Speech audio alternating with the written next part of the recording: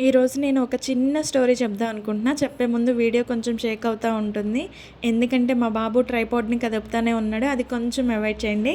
ఇప్పుడైతే స్టోరీలోకి వెళ్ళిపోదాం. ఇద్దరు ఫ్రెండ్స్ పని కోసం సిటీకి చేరుకుంటారు.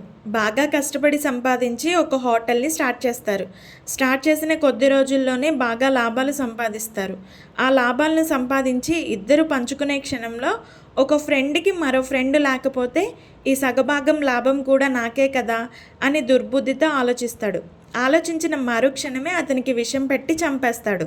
ఫ్రెండ్ చనిపోయిన తర్వాత పూర్తి లాభాన్ని తనే ఆస్వాదించి అనుభవించి ధనం, భూమి, ఇల్లు అన్ని రకాలైన ఆస్తులను కొని అనుభవిస్తూ ఉంటాడు.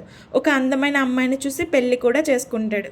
కొద్ది కాలంలోనే వాళ్ళకి ఒక కొడుకు పుడతాడు. కొడుకు పెరిగి పెద్దయ్యాక హైయర్ స్టడీస్ కోసం స్టేట్స్ పంపిస్తాడు.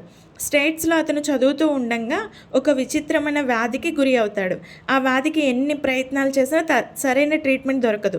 అతనికి తన ఆస్తిని అమ్మవలసి వస్తుంది, హోటల్ని అమ్మవలసి వస్తుంది, భూమిని అమ్మవలసి వస్తుంది. సంపాదించిన ఆస్తి మొత్తం కరిగిపోతుంది. ఒకరోజు బాధతో తండ్రి చూస్తూ ఉండంగా రోగాన్ని పడిన కొడుకు, నాన్న నువ్వు నన్ను గుర్తుపట్టావా అని అడుగుతాడు. నాకెందుకు గుర్తులేదు, నువ్వు నా కొడుకు కదా అని అంటాడు.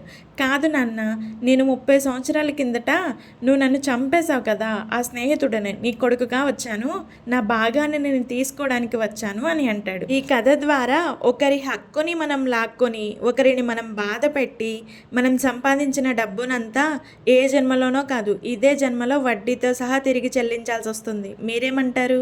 కర్మఫలం అంటూ ఒకటి ఉంటుంది కదా.